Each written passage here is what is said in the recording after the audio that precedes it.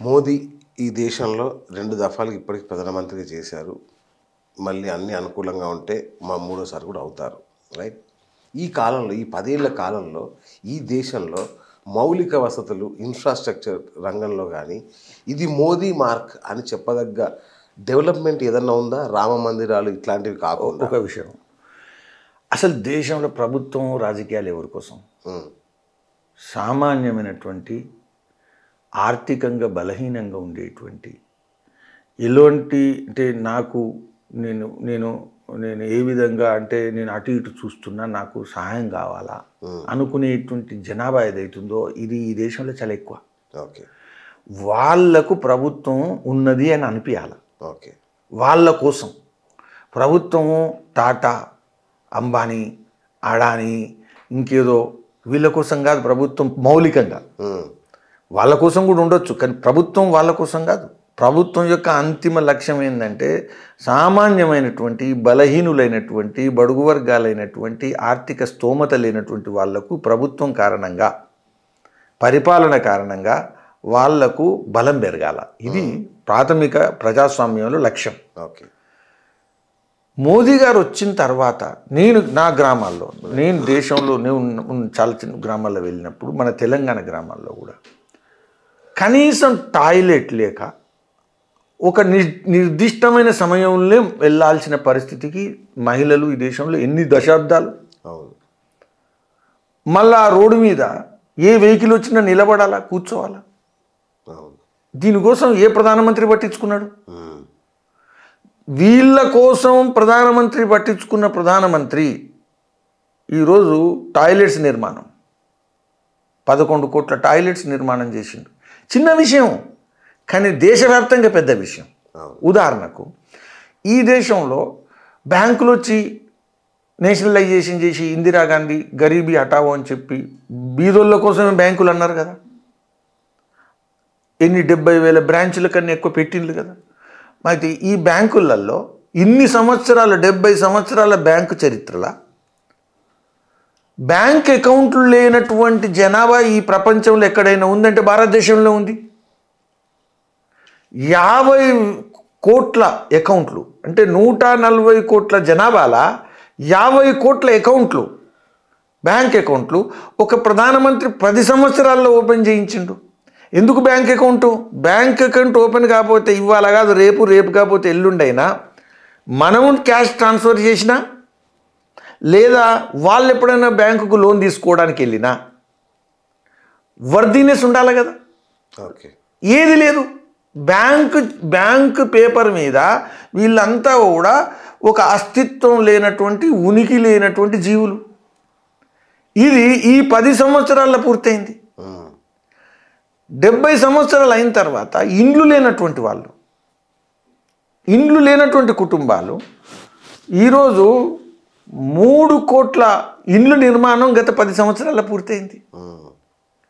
అంటే నేనేమంటున్నా అంటే ఇంకో విషయం, ఈరోజు మనందరికి కూడా తెలుసు కోవిడ్ వచ్చింది, బీద వాళ్ళు ఉన్నారు, ఉపాధి లేదు, కాబట్టి రేషన్ 5 కిలోలు ఫ్రీగా ప్రతి కుటుంబానికి గత 2 సంవత్సరాలుగా ఇస్తున్నారు 80 కోట్ల మందికి.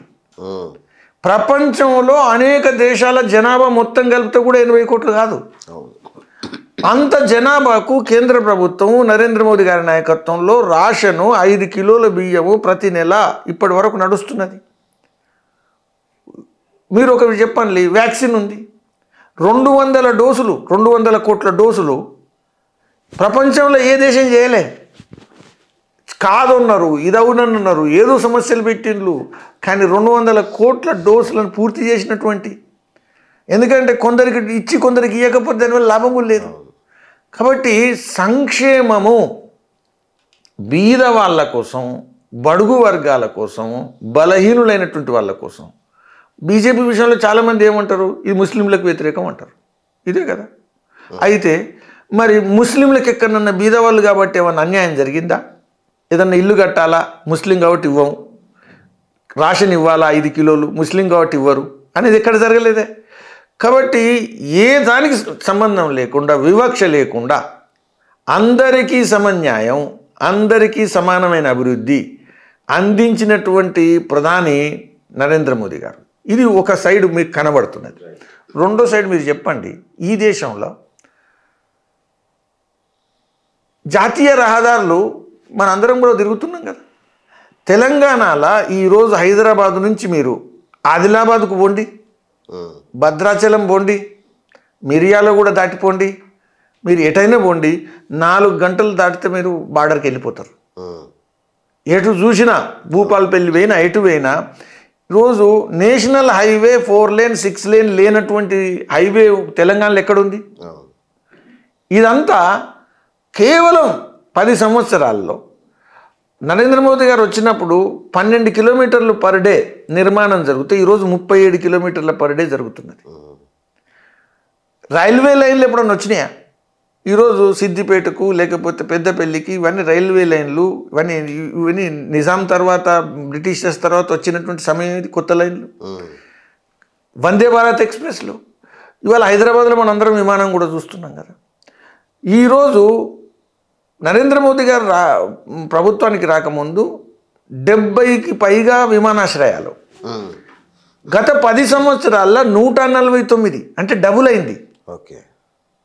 మన తెలంగాణలో జాతీయ రహదారులు 70 సంవత్సరాల్లో 2500 కిలోమీటర్లు ఉంటే ఈరోజు మళ్ళీ 2500 కిలోమీటర్లు 10 సంవత్సరాలు అయినాయి.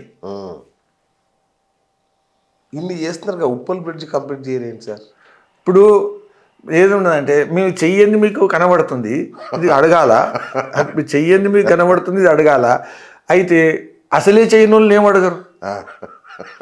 బాగా చేస్తున్నాం కాబట్టి అయ్యో ఇది కూడా ఒకటి ఎందుకు విడిచిపెట్టిల్లు అని అంటారు. నుంచి అలాగే ఉంది సార్, చాలా ఇబ్బంది. అనేక సమస్యలు, మున్సిపాలిటీ, రాష్ట్ర ప్రభుత్వము, మిగతా సహకారం, వీటన్నిటి సమస్యల కారణంగా, లేకపోతే అన్నీ ఇది ఎందుకైతుంది అదే అడుగుతున్నా. బేసిక్గా ఏంటంటే మేము చాలాసార్లు ఈ దేశంలో ఈ రాష్ట్రంలో చెప్తూ వచ్చినాం, అయ్యా ఈ రాష్ట్ర ప్రభుత్వం కూడా మాకు ఒక్కసారి ఇవ్వండి.